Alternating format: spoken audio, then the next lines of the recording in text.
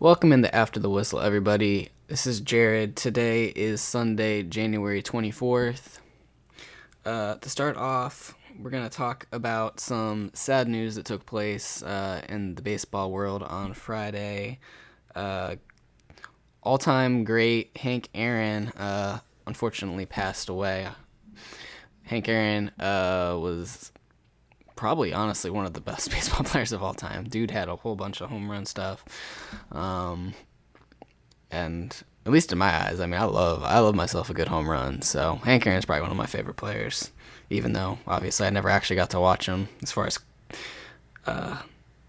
old time greats, Hank Aaron was probably up there. I obviously know that you don't pay too much attention to baseball, so you probably don't know too much about Hank Aaron, but it's all good. Have you ever even heard of Hank Aaron? This is my first time hearing his name. Wow. Only old baseball players I know is Babe Ruth and Jackie Robinson.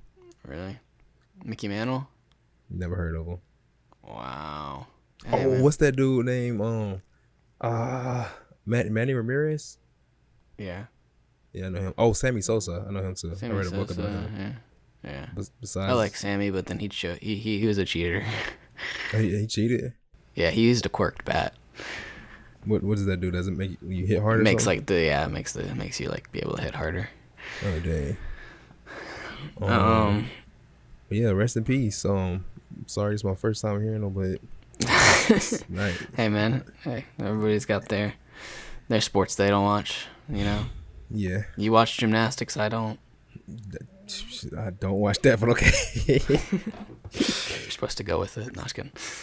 In the football world, the Detroit Lions let go of their head coach Matt Patricia, who obviously was a iconic assistant coach for the Patriots for many years, and now the Patriots have re-signed Matt Patricia. So you're gonna have that duo of Matt Patricia and Bill Belichick on the sidelines again. I feel like that will be pretty cool. I actually really like Matt Patricia as assistant coach. I think he's actually one of the best assistant coaches. He's got some really good play calling. I guess it just wasn't working as far as being a head coach for the Lions, though. But then again, I mean, it's the Lions. Who really wants to coach the Lions? Not tonight. Well, as we're recording this, because we're recording this on Saturday, the Conor McGregor and Dustin Poirier fight is going to be tonight on Saturday. Haven't seen Conor McGregor fight in a bit. Kind of excited to be able to watch him get back into the octagon and probably beat the crap out of Dustin Poirier, but it should be a pretty good match. I don't expect like some 8-second knockout what like Conor McGregor's capable of, but Poirier's a pretty good fighter, so I don't know. Maybe there'll even be an upset, but I don't think so. I think I've got Conor in this one. But speaking of Conor McGregor, have you heard? You know who Jake Paul is, right? I do. He's been like constantly trying to fight him. Yeah. Yeah. I want to see that. I mean, I know he's trying to do a boxing. I mean, I would like to match? see boxing, but I would also. This is the thing. This is where I stand on this. Conor McGregor isn't even a bad boxer. You know, I mean, he's obviously a great kickboxer. But like people acting like this man isn't a good boxer. Literally, he got beat by Floyd Mayweather. Was it Floyd? Yeah, Who was it that he fought? It was Floyd. Okay. Yeah, because everybody was saying that. Sorry, I'm blanking. It's been a minute. I think I was getting caught up on the Khabib fight a couple years back when he fought Khabib. Yeah, it was Floyd. But yeah, he fought Floyd Mayweather, who never lost a fight, and Conor had never like trained like boxing style, and he only trained for a few months and put up, somewhat of a fight. I mean, yeah, he got kind of like rocked there towards the end, but honestly, it's just because that is Conor McGregor's fighting style. Like, he's a attack quick type. And I even said that from the beginning. I said if Conor McGregor can beat Floyd Mayweather, it's going to be in the beginning. He has to do it in the first couple rounds because after that he's going to get burnt out. But that takes some crazy respect. I think because of the fact that he lost, like, people are like, oh, well, don't come back to boxing. But you, like, acting like this man didn't just, like, go toe-to-toe with one of the best boxers, So, but don't get me wrong now. Jake Paul, he's actually a really good boxer. This dude's actually fought. I think people view the fact that he's a YouTuber, and they're like, oh, well, you're just a YouTuber that started boxing. But actually, he's been boxing for a really, really long time, and he's actually a really good boxer. So Yeah, that's I feel the same way though. Like you said, it's because he's a YouTuber. People are underestimating him. I mean, because of like all the antics and stuff he does. But yeah, I mean, it's not like he decided to just fight and then get in the ring the next day. He's been training for some time for this, so it's not like people think it is. But that whole basically them fighting, they don't just wake up and fight the next day. They train for it. 100%. But yeah, it should be a good fight tonight, and I don't know. Maybe it'll happen, maybe it won't. I think that I saw that. I don't know whatever happened with this. I'd have to look it up because I actually think I heard that. I don't know if it was with Conor McGregor or whatever, but Dana White like tried to go to Khabib and tried to ask him to like do one more fight because Khabib decided to like retire. I think after his dad died. Mm-hmm. And I think Dana White went and talked to him, but I don't remember what ended up being the result, whether he said yes or no. Because I mean, Khabib's nice. Yeah. Not even a lie. But yeah, it's good to see Conor back. Between Conor and John Jones, those are my two favorite fighters. They're both just the switch, As soon as they go into the octagon, it's just ridiculous. Like they just go from. I mean, Conor's kind of like flashy, Like when he's in that mode and he's like fight mode, he gets kind of like arrogant. But when he's not in that, like I've watched like documentaries and he actually like comes off as a super chill dude. It's just, but that's a fighting mentality. Like a lot of people, like they just have that switch as soon as they go fighter mode. They're just. That's like a sports mentality. Period. Right.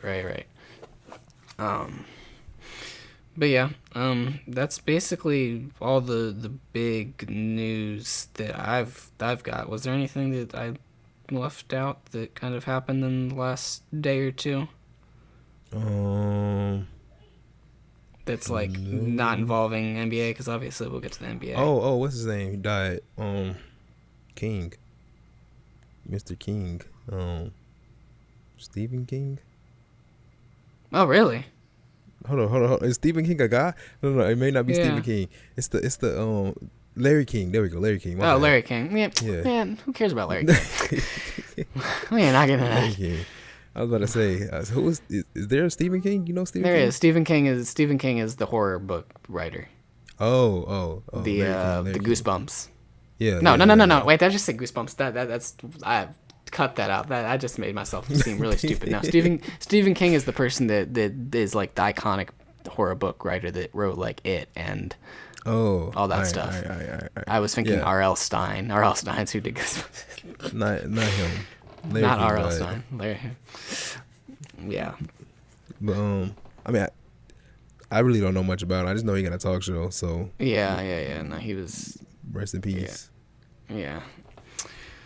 He was bigger back in the day. He hasn't been much lately. But yeah. All right. Well, with that said, I guess we will jump into the NBA from Friday. Again, we're recording this on Saturday currently.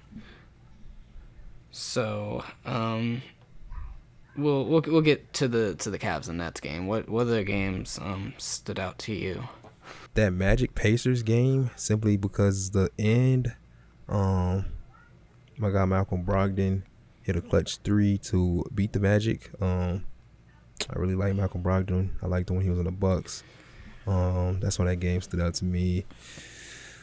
That 76ers game also stood out to me. I don't think Jason Tatum played again, and the 76ers did win again with Joel Embiid putting up MVP-like numbers, which he's been doing all year. That's why that stood out to me, because, like I said, Joel Embiid been balling. I don't think he can do it all season to win MVP, but like I said, if I gave the award to somebody right now, it'd definitely be him. Any other games stand out to me? That Clippers game stood out to me simply because of Paul George. Paul George got a lot of flack for the way he talks to the media, and then during playoff games he just don't show up. Last year, hitting the backboard on stuff, blowing that 3-1 lead, all that. Paul George gets a lot. But this year, Paul George been balling out. He been not doing all the talking, letting his game prove it. He been going out there.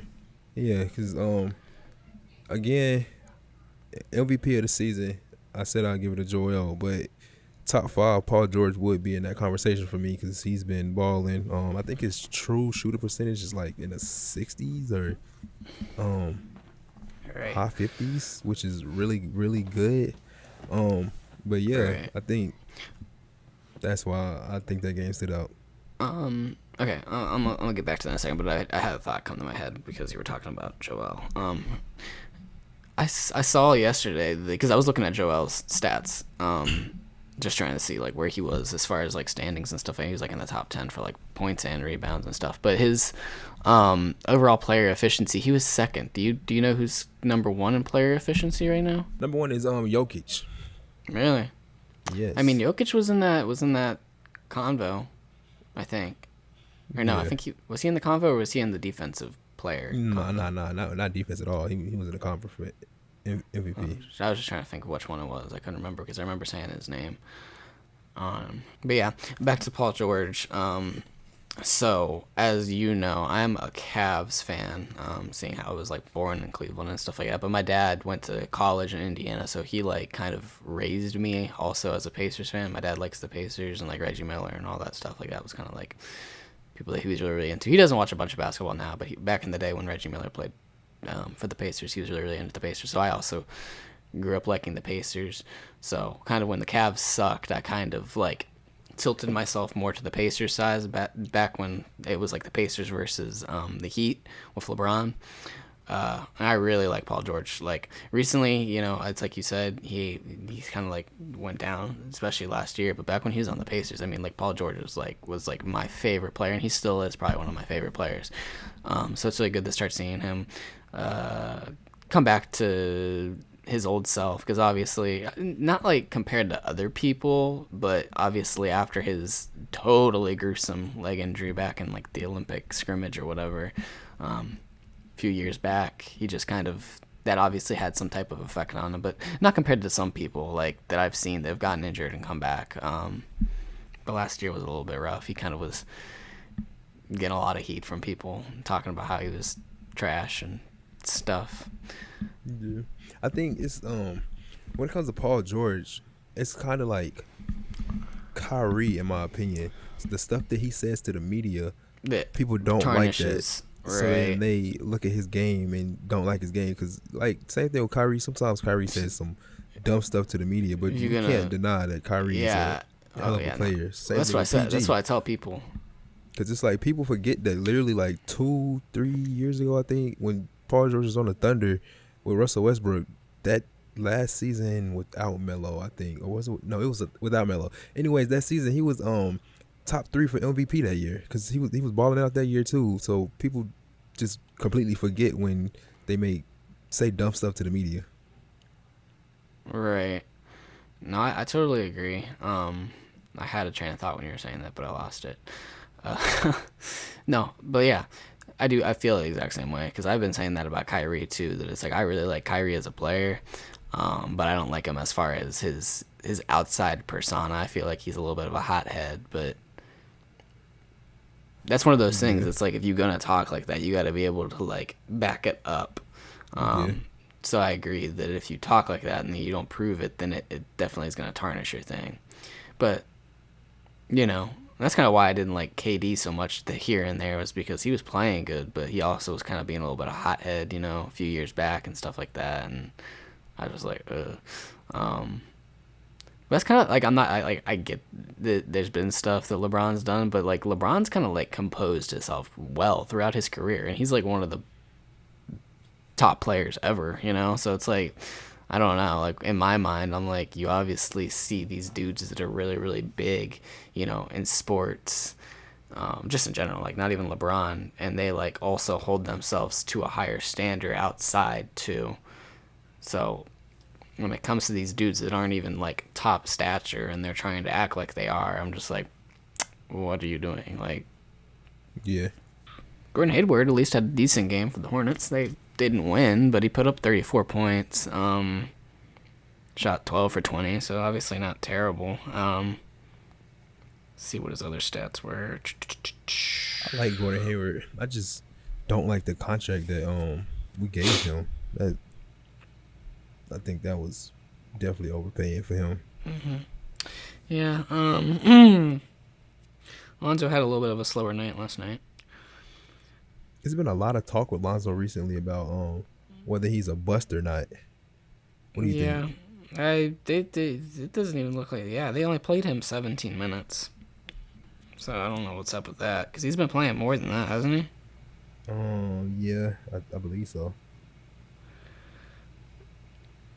I mean, it's the same discussion that we had the other night, you know, when I said that I like the pick of picking up LaMelo, but that I feared that he was going to be kind of like Lonzo, and people were going to have too high of standards, and then he wasn't going to be able to meet those standards, and people were going to be like, oh, well, now you're a bust.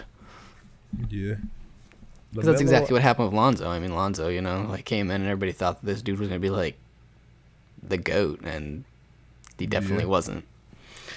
Lonzo, I think he's a alright player, but I was listening to a bunch of people talk about him, and my opinion actually was changed. They persuaded me to change it, because for the longest I always would defend Lonzo and be like, he's probably one of the best perimeter defenders out in the league right now, and he can pass and all that. Just give him time. But I mean, he was drafted as a number 2 pick over a bunch of good other people, and a bunch of those other good people are doing way better than what he's doing right now. So right. People say he's a bust. I wouldn't say he's like a complete bust like Anthony Bennett, or what's his name? Anthony Bennett? Yeah, I think his name Anthony Bennett. I forgot his first name, but I know his last name is Bennett. Anyways, though, I don't think he's a bust like him, but for a second pick, I would say he's a bust, because honestly, the Lakers could have drafted him way lower, right, for what he's putting out right now. So I mean, as of now, for a second pick, I would say he's kind of a bust, but not a bust overall. Just for a second pick. Yeah, and the unfortunateness of it, I don't want to even get really too deep into this, but I really blame their dad. Like, I feel like their dad, like, just over boosted them, and then they got to the league and the reality kicked in that they weren't all that, you know, like what their dad made them to be. I agree, because I think LeVar was saying Lonzo will be better than Steph Curry, all that, before he even got drafted to the league. I mean, yeah, we were also talking about the same dude that said that he'd beat Michael Jordan. Yeah, he was hyping him up, and unfortunately, Lonzo ain't better than Steph, and won't be better than Steph. And then, unfortunately, LiAngelo just not even in the league. Yeah, I think if any of them are going to be successful, it'll be LaMelo, but I don't know if, you know, I'm not saying he's going to be a great. I just don't, I don't see him being, like, washed, you know, like I can see him being a decent player. Yeah, I think LaMelo got the highest ceiling out of all of them. So right. No, I totally agree with that. Guess we can talk about the Nets Cavs now.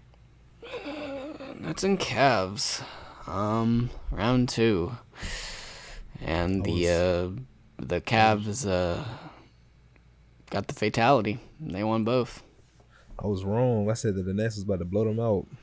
So I will say this, not, you know, I mean, you got to play with like how you play, but I don't believe the Nets they didn't have KD last night. Yeah, they didn't. He because he played 50 minutes that first game. He was resting because he played way too much. But you still got Harden and Kyrie, you know. Yeah. But I think so far with this Nets team that I'm realizing with both Harden and Kyrie playing, Harden seems like he's just trying to be a little too passive. Like I think Kyrie was taking more shots than him last night, and don't get me wrong, Kyrie is really good, but I think Harden is better than him, so I think Harden should be that guy taking those shots. And let me see how many shots he put up last night. I just know that he ended with like 19 points, and for Harden, that's surprising. Let me see. Yeah, it's 19. He shot 6 for 14, 4 for 9 for the 3-point. He had 11 assists also.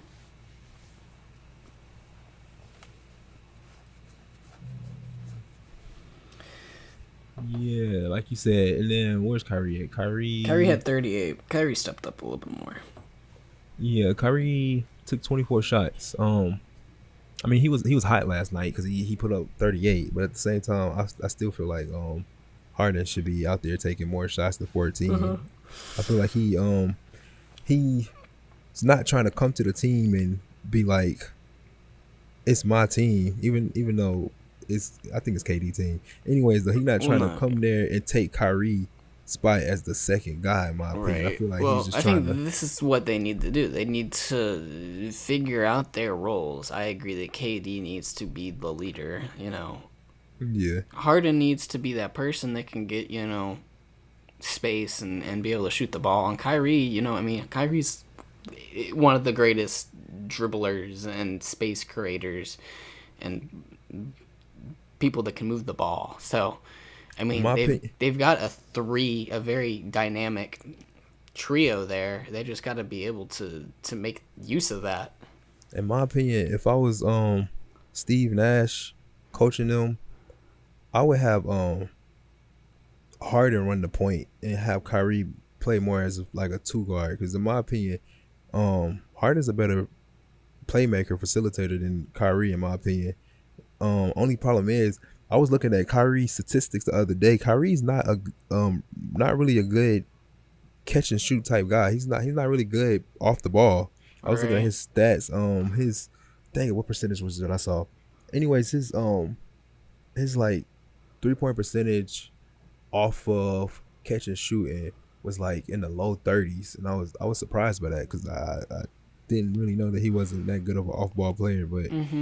I agree with that. From the time that he was on the Cavs, thinking back on that, I can think about that there wasn't a lot of stuff that he took compared to what he did on ball. Yeah, so that's what, like I said, that's how I would do it. Because, like I said, I think James Harden's the best playmaker on that team. Well, that's the thing, is I feel like, in my opinion, I mean, Kyrie can shoot, but I don't even view Kyrie as a shooter. That's what I'm saying. That I feel like KD is the lead, Harden's the shooter, and Kyrie's the person that can get to the basket. He got the dribbles to be able to make his way, on ball, inside. I agree with that. The thing is, I just don't think Kyrie Irving playmaking is that good. That's why, I mean, I'm not gonna say that good because it's good, but I don't think it's better than Harden. That's why I was like, I feel like the ball should be in Harden's hand. KD, we know that he's a superstar off ball. We saw that with the Warriors. He on ball, with the ball, off ball. KD is KD. Like, he's an offensive threat. Yeah, so he don't need the ball in his hand. KD doesn't need the ball in his hand to be effective. Harden and Kyrie, they both need the ball in their hand to be effective. But I feel like Harden, like I said, a better playmaker. A little bit control of that, yeah. All right, moving to the Cavs side. Colin Sexton obviously didn't put up the same amount of points that he did the other night. You had a better share of the Cavs, which, I mean, guess for the Cavs fan, as a Cavs fan, that's kind of a good thing, seeing that, you had a strong team performance rather than just one player having a big game. Because I feel like that was the argument that a lot of people said, was just like, when you're hot, you're hot. And Colin Sexton was able to win the game just because he got hot. But I get that the Nets are still having their issues and stuff, but you're not playing against like the Timberwolves or like some low scrub, non-capable team right now. I mean, you still are going against like a decent team and beating them twice in the span of like 3 days. Cavs, it was a good win for them. Again, I don't mean to keep beating a dead horse. I think that's the term or whatever. But with the Nets, it's that defense, they just can't stop people on defense. I mean, you can put up 110 every game, but if you let your opponent put up 120 plus, you're gonna lose the game. So I mean, they got a super offense. That defense is what keeps killing them, or killed them in these past 2 games. They DeAndre Jordan can't stop a big man. Andre Drummond was feasting. So was Jared Allen on the boards. It's like he can't stop that. Mm-hmm. No, I don't disagree with you. I mean, that's what I said the other night. Is Nets got to figure out something with defense because it's just not working. Yeah, this Cavs team shouldn't have beat them So, again. so this is. I don't think this would happen. I don't even know if this is actually being something that's being entertained. But would you see like any possibility in the Nets like giving up Kyrie? No. I think I saw something about the Nets was trying to sign some center. But I don't think they would give up Kyrie, or at least this early. Probably if it just completely fails during during the postseason, I think they would. But like during this season right now, I think they all in. So I don't think they're gonna give up Kyrie. They want to see how it works first. Mm-hmm. Yeah, I guess maybe they just need to move some stuff around, depth wise. Yeah, it's just with all these contracts, with James Harden, Kyrie, and KD, and then the fact that they gave up so many picks in that trade for Harden, they really can't really trade for nobody until like the offseason. They in like no position to trade because nobody want these role players they got. Like I honestly don't know who they could get for these role players, and then they don't got picks to add to that. So it's really like they stuck until the offseason to get somebody. Or actually no. I think around the trade deadline or around that part in the NBA, around like All-Star break when like the trades and all that signings is expired, you can't do it no more.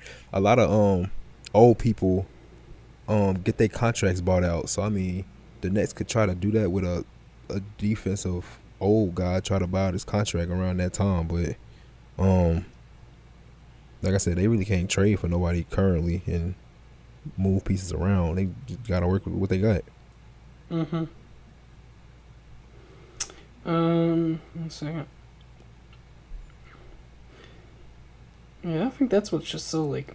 I think that's a big thing that the Cavs have going for them. Like I'm looking at all the ages of all these Cavs people. It's like they're all like super young.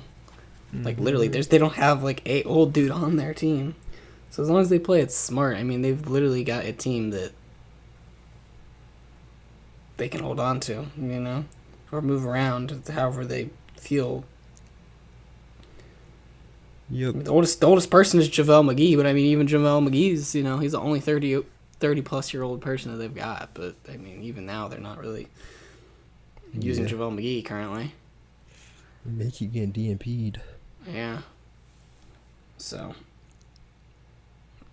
it's a very young, powerful team. I think if the Cavs don't get somewhere this year, which I think they will, like they'll make the playoffs, I definitely see them growing. Like I see them getting I see the team progressing. Yeah. Very similarly to like I was thinking like outside of NBA. I was trying to come up with an example, but kind of like what you saw with the Bills. I mean, a couple years ago they made the playoffs, lost in the first round, and then came back, lost to Deshaun Watson last year, and then this year they're, not saying they're going to be in the conference championship next year, 2 years from now, but I definitely see them becoming a more up there team in the next couple years. Yeah. My question with the Cavs, I wonder what's going to happen in this offseason. I know that Jared Allen contract is up, and I know he's a restricted free agent. I wonder if they trade for him to keep him long term or not. I don't know, because I think from a lot of people's standpoint, I think they tried getting him to become, long-term part of the team, that they were going to try to get rid of like Kevin Love and Andre Drummond, and that was the reason why they were trying to pick up Prince and him. Because I know that he's a restricted free agent, so I mean, long as they match whatever another team does, then they can keep him. But I'm just wondering if there's a team out there that's gonna do something dumb in my opinion to offer him a max. Because if a team offers him a max, I don't know if the Cavs are willing to keep him Right. for a max contract. But Right. I don't know. I mean, he's good, but yeah, I don't know. Guess it'll depend on how well he plays this year. but speaking about the Cavs, Yeah, I we was gotta talk about that. Talk about that trade, Kevin Porter Jr. to the Rockets for basically a bag of chips. Right. They traded him for a second round pick. Yeah. I was very upset about that, but I guess they were mad, dude. They just wanted him out. Yeah, when I was looking at that, I was just like, that was something. I don't know what was said in that locker room. I mean, obviously, we know there was a dispute, but I don't know what took place. But it must have Yeah. been something that they were willing to give up him for nothing. Yeah. I was when I was looking at the trade, I was just like, if I was the Cavs GM, I wish I knew his name so I could say his name. Anyways, though, if I was him, I think you it's know, Dan. Why am I blanking on the last name? let me see. Cavs GM. Nah, that's some dude named Kobe Altman. You heard of him? Yeah. Yeah. Anyways, though, if I'm ahead of the Cavs, Kobe Altman, in my opinion, I would get rid of my mic acting weird. I would get rid of Torian Prince instead of Kevin Porter Jr. And I know that may sound weird and all because Torian Prince is a solid two-way player. He's good on defense, iron on offense, versus Kevin Porter Jr. who's really not proven at all in the NBA.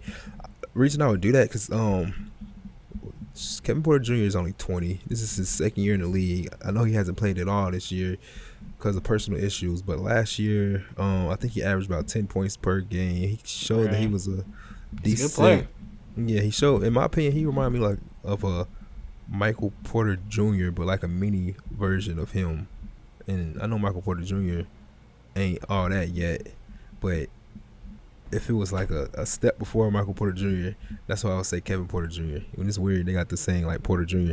Anyways, though, that's how I see Kevin Porter Jr. He's decent on offense. He's not really good at defense just yet, but he's 20, so he can learn. Versus Torian Prince, who's a little older at 26. I think this year Torian Prince is averaging like 10 points per game or something around that. Last year, Kevin Porter Jr. was averaging about 10 points per game. So, like I said, I would have got rid of Torian Prince and kept the younger guy and tried to develop him because I think the Rockets got a gem right there.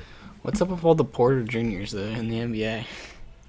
I know. I kept getting mixed up with the names just that. You got Kevin Porter Jr., you got Michael Porter Jr., you got Otto Porter Jr. Oh, damn. I forgot about Otto Porter Jr. too.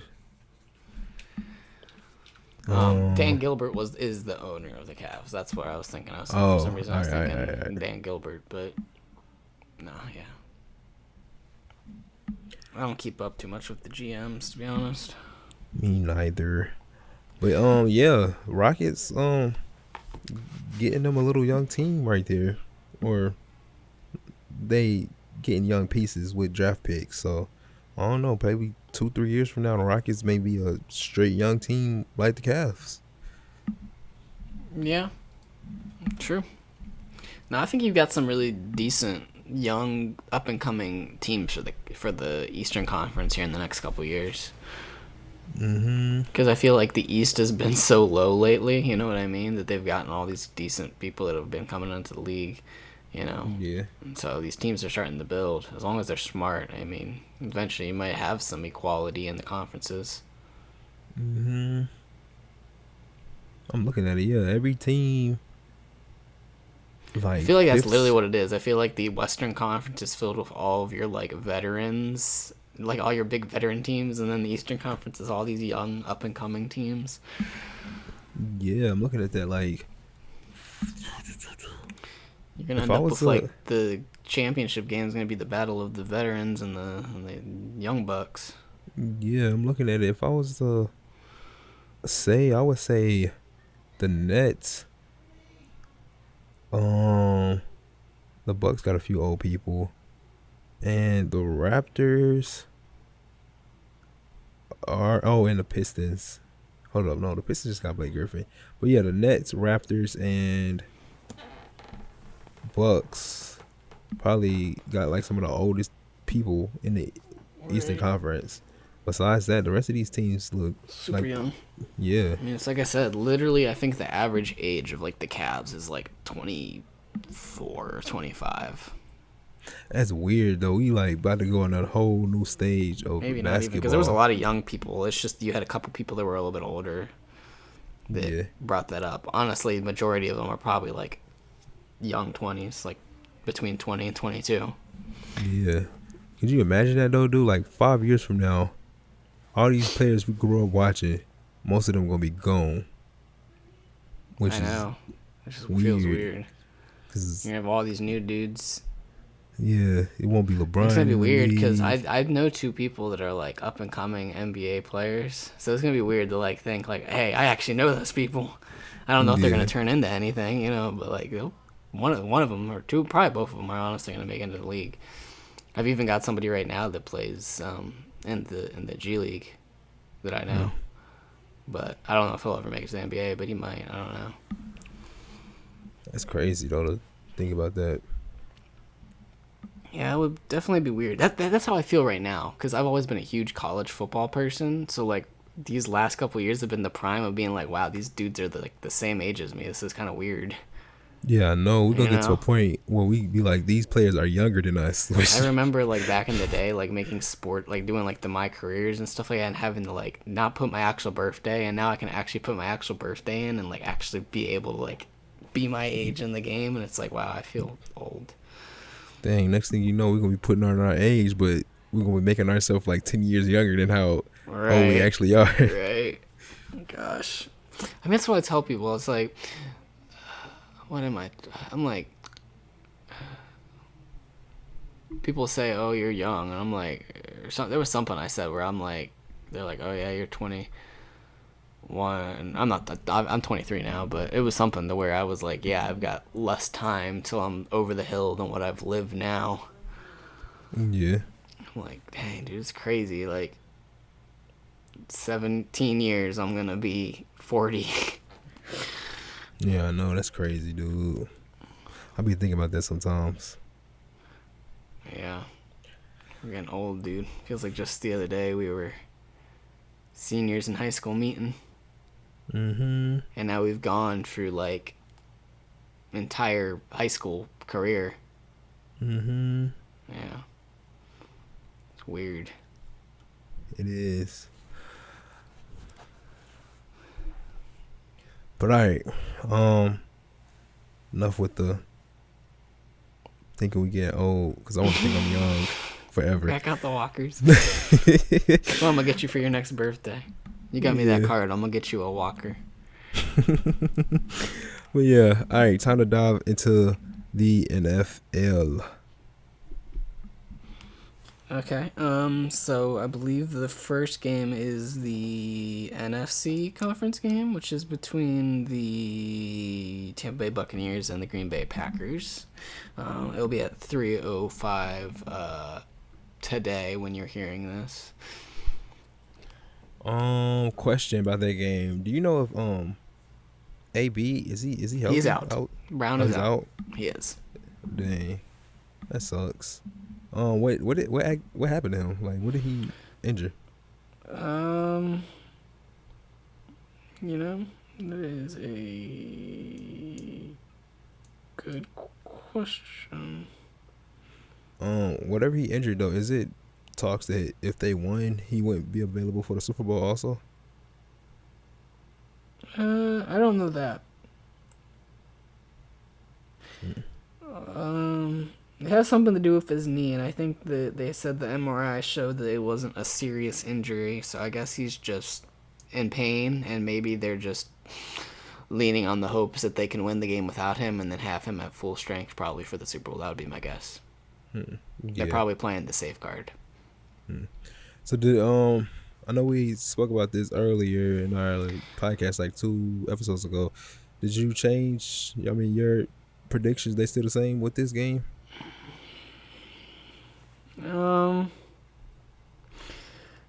I think the Packers are gonna win, but I wouldn't mind seeing the Tampa Bay Buccaneers. I think I'm gonna root for the Buccaneers to win it, just simply because I lived in Tampa too, so like I kind of don't mind seeing Tampa in the Super Bowl, and I feel like that'd be kind of cool, especially if I'm going for the Bills. The Bills are my team to win the Super Bowl, but especially if the Chiefs win, I feel like the Chiefs versus Tom Brady and the Tampa Bay Buccaneers would be a really cool game.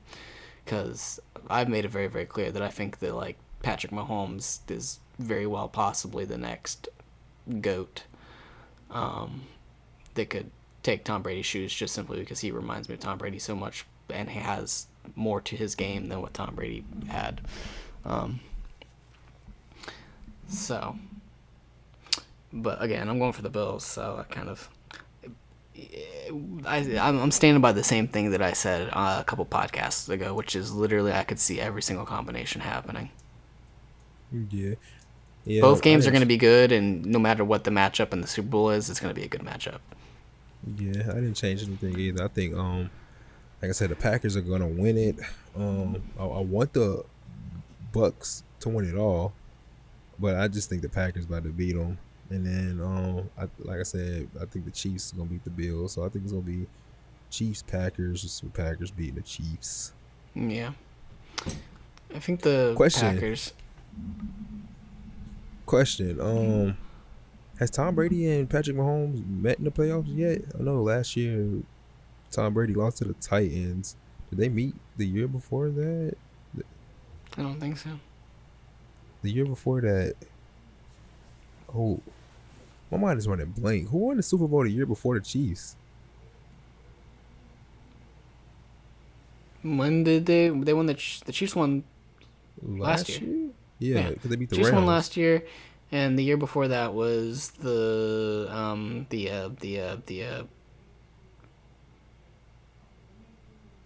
My mind is running Patriots, blank. wasn't it? Oh, who did they beat though? It was the Rams.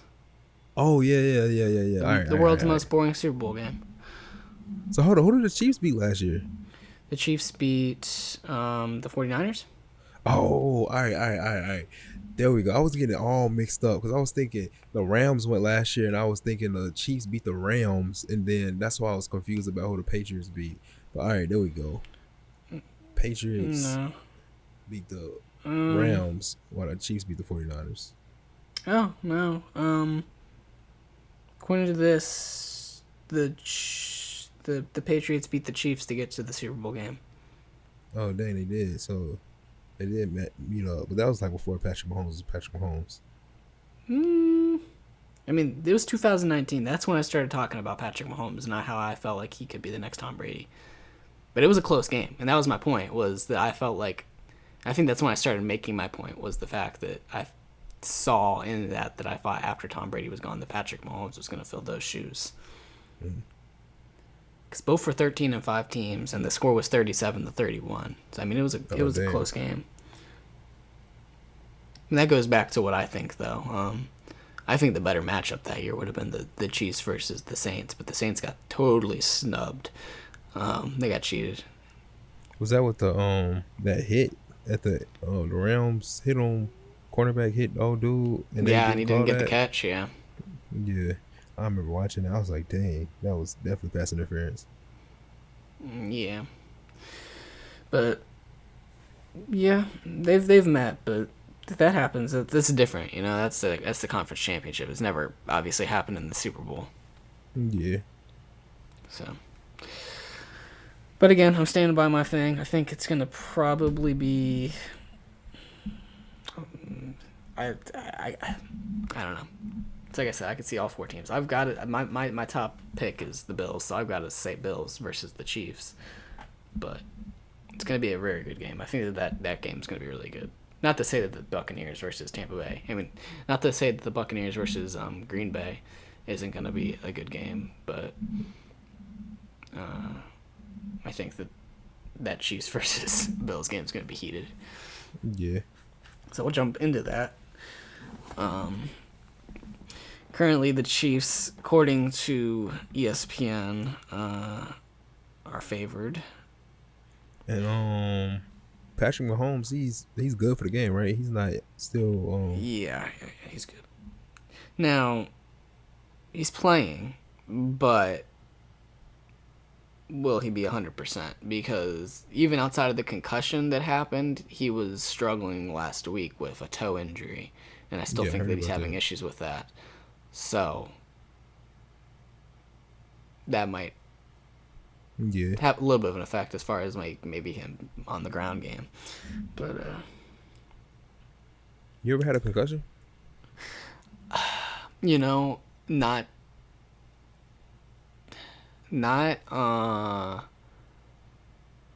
what's the word that I'm looking for? I've never been told that I've had a concussion. So you thought you had one? I've probably had multiple concussions. I've never had one. Played The football, high school, never had one. Right. There's two occasions that really stick out to me. There was one time where I got rocked by a lacrosse stick playing without any pads and helmets. We were playing out in the street and somebody whacked me in the head with a lacrosse stick. That could have caused Sheesh. it. But the time that's really prominent is when I lived in Florida. I was going from my next door neighbor's house, who was like my best friend at the time, and we were gonna go over to my house and play Madden. And we ran over to my house, and I tripped. And you know how my house is, how Yeah. you've got like the sidewalk that leads up, and then it goes up. It's like elevated, and it goes into like the foyer or whatever of where the door is. So that's Yeah. what it was like in Florida. And I tripped on like some plant, and I came down and I smashed my head right into like the elevated part. Sheesh. But my head didn't crack. My head didn't crack. Okay. Sound like your neck should have broke. Yeah, no, it was bad. Like, this legitimately could have been something that could have killed me. Like, it was bad, but luckily, nothing happened. But I just ran in. Like, I was just holding my head. I was surprised that my head didn't bust. I just laid there on the couch like all day and stuff like that. But I had a giant ass lump on my head. I mean, like, it's bad. And you probably can't tell on the camera, but I still have it to this day. It's obviously not as bad as what it is, but it's, like, elevated. And, like, I know it's weird, but next time you come over, I'll let you, like, put your fingers here. You can feel, like, the dead skin that's on my head. Like it's weird, but I've got, like, dead skin that just sits there. So, like, I feel like I definitely got a concussion there, and I probably very well could have done more. Like, it's a possibility that I had, like, some type of brain damage, but I've never had like any type of struggle like that I can tell of that it's affected me. But it was a big hit, and it was to concrete, and it very well could have done some type of damage to me that I just don't know, because I never ended up going to the hospital. Dang, that I really sound probably painful. should have. My parents really probably should have sent me to the hospital, because yeah, it hurt. Yeah, like I said, I've never played football, high school, soccer, a bunch of sports. Never got a concussion, never broke nothing, never nothing. My whole life I've never really got injured super bad, so Yeah, I'm just prone to like jacking up my head. It's like I said, oh, I got hit with a lacrosse stick. That actually gave me a bump right here, like in the middle of my face. That was so embarrassing because I had to go to school with this giant bump on my face. yeah. I looked like I was like growing like a horn out of my nose. It was really weird. It was so embarrassing. I think I actually didn't go to school for a couple days until it went down some. But that happened. I cracked my head on multiple occasions. The one that was really prominent was when I was like really young. My mom was carrying me down the stairs, and she tripped on my blanket, and I went. She dropped you as a baby. I was dropped as a kid. I went tumbling down like a flight of stairs and busted my head at like the age of like 2. Oh my goodness. Sheesh. I fell off of a couch and busted my head. Sheesh. That explains a lot, Jared. I've had a lot of I've had a lot of head damage. Maybe that's why I was so sinister to Jenna. Did I ever tell you about that? So Jenna was a prominent kid of getting hurt too. Jenna busted her head because I was chasing after her for some cereal box toy, and she tripped Yeah. on like a TV cord and like face planted into like a window sill and busted her head. Sheesh. And Did she then go through the window? this one, huh? Did she like break the window? No, it was like the seal, like the Oh, like oh. Yeah, I get um, what you said. so that happened. But this one, still to this day, I feel really bad for because this could have legitimately like done something to Jenna or like killed Jenna.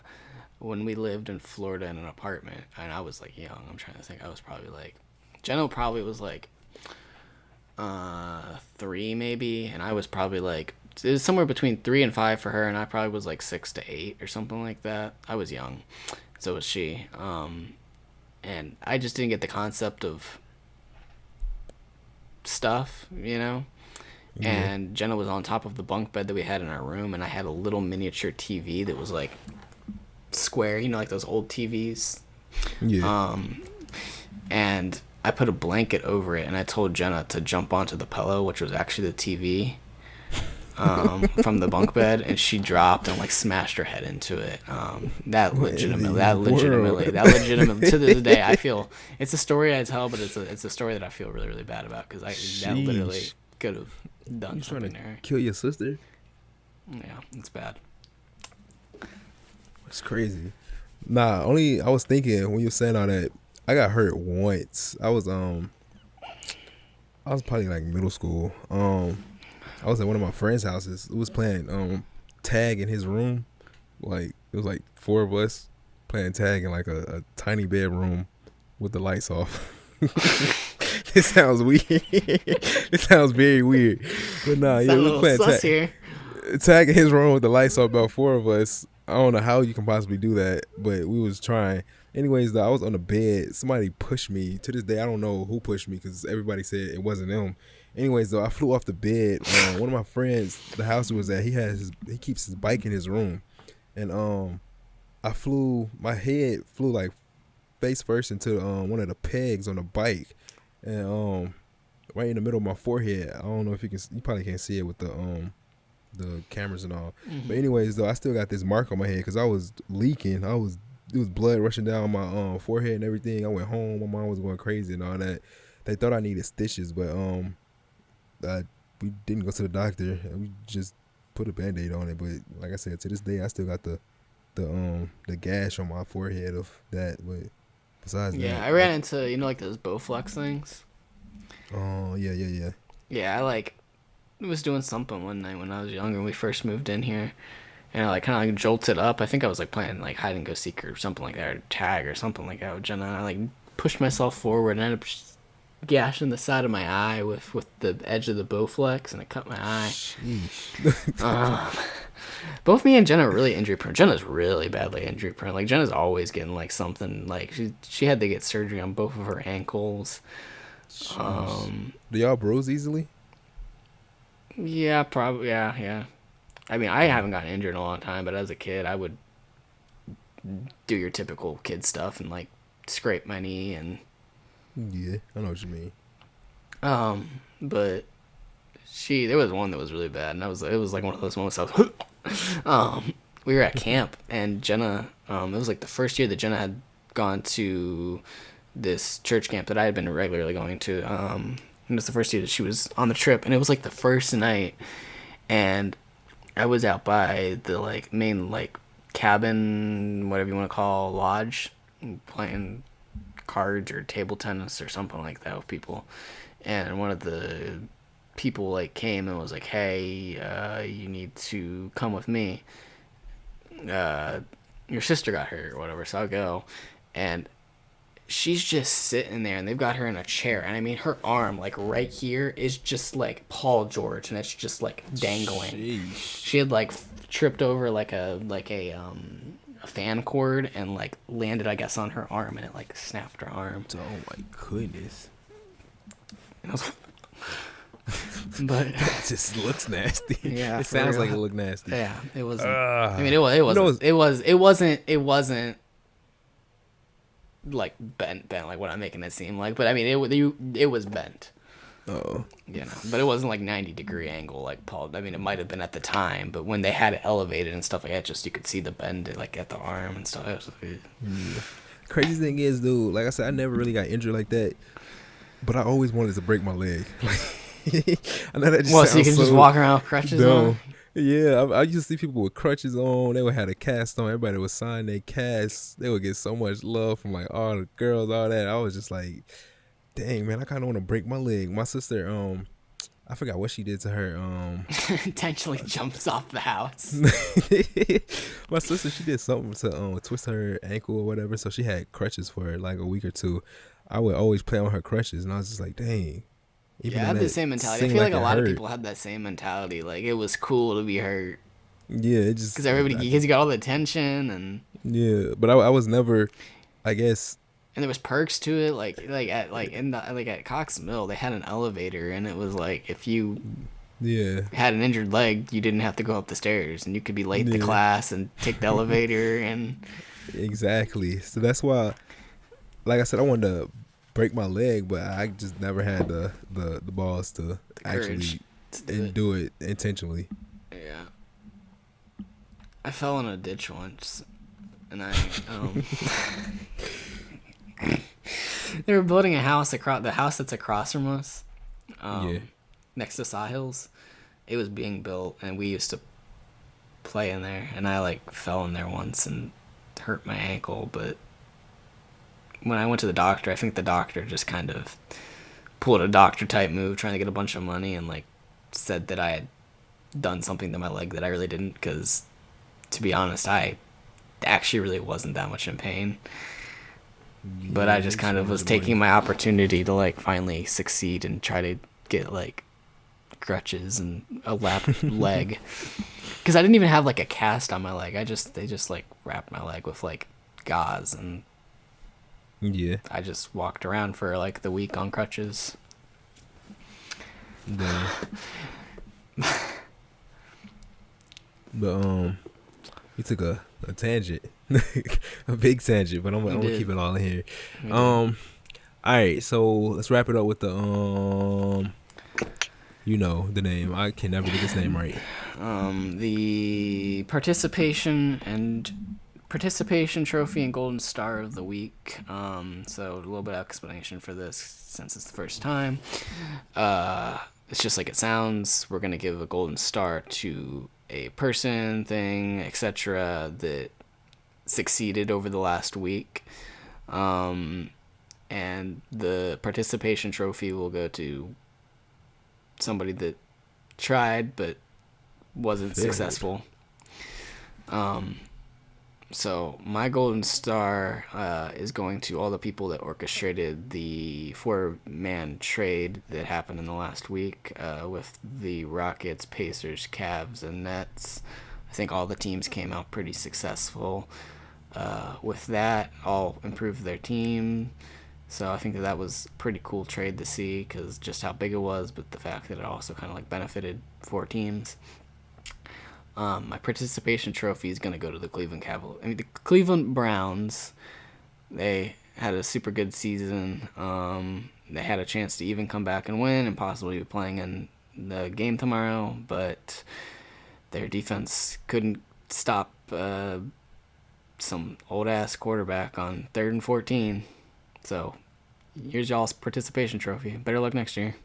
Yeah, that sounds nice. My golden star goes to Clint Capella of the Atlanta Hawks. Lately he been balling. I'm trying to look at the exact stats. Yeah, his past 4 games he's been balling out. A double each game. Last game a triple-double actually. 13 points, 19 rebounds, and 10 blocks. Clint Capella been balling. And 3 games before that, 20 plus points and 15 plus rebounds each game with at least 3 blocks. So Clint Capella, I like him. I'm trying to think. My mind is running blank. Oh yeah. All right. So yeah, with the Rockets, I really like Clint Capella. People always overestimated him. Just thought he was just an average center, but I think he's coming along. I don't think he'll be no superstar, but just this past week he looked like a superstar. And then my participation award will go to Kemba Walker, specifically just for one play he did against the 76ers this past game. It was this play where he crossed Matisse Thybulle, like he completely. Well, I ain't gonna say completely broke him and made him fall, but he crossed him and had a open shot. But Matisse Thybulle came back and blocked it after getting crossed. I don't know how he managed to get back to it and block it, but that's why I'm giving it to Kemba because he tried to look good with that crossover, but ended up getting blocked. And then Matisse Thybulle actually got the rebound, ran down court with an open fast break and dunked it. So damn, Kemba tried it. You failed. Dang. Yeah. Well, but that's all. That's all, folks. That's all. Until next time. All y'all have a wonderful Sunday, and we will see you on the next one. Mm-hmm.